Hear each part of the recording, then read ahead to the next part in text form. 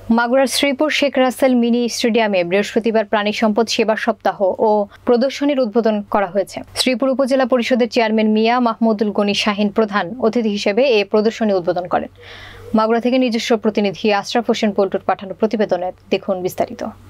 এ উপলক্ষে আয়োজিত আলোচনা সভায় উপজেলা নির্বাহী অফিসার মোসাম্মদ মমতাজ মহলের সভাপতিত্বে সম্মানিত অতিথি হিসেবে উপস্থিত ছিলেন মাগুরা জেলা কৃত্রিম প্রজনন কেন্দ্রের উপপরিচালক আহা ম শামীমুজ্জামান। অন্যদের মধ্যে বক্তব্য রাখেন শ্রীপুর প্রেস ক্লাবের সভাপতি ডক্টর মুসাফির নজরুল, উপজেলা ডেইরি ফার্ম অ্যাসোসিয়েশনের সভাপতি মোহাম্মদ মনিরুল ইসলাম। অনুষ্ঠানে স্বাগত বক্তব্য প্রদান করেন উপজেলা প্রাণী সম্পদ সম্প্রসারণ কর্মকর্তা ডক্টর মোহাম্মদ হোসাইন রাসেল প্রমুখ। উপজেলার সমাজসেবা কর্মকর্তা ওয়াসিম আকরামের সঞ্চালনায় অনুষ্ঠিত এই প্রদর্শনীতে উপজেলার বিভিন্ন ইউনিয়ন থেকে আগত 6টি ক্যাটাগরিতে 32টি স্টলে উদ্যোক্তা ও খামারিগণ বিভিন্ন ধরনের প্রাণী, খাদ্য ও ঔষধ প্রদর্শন করেন। পরে 6টি ক্যাটাগরিতে 18 জনকে প্রথম 2500, দ্বিতীয় 2000 ও তৃতীয় 1500 টাকার চেক ও সার্টিফিকেট প্রদান করা হয়।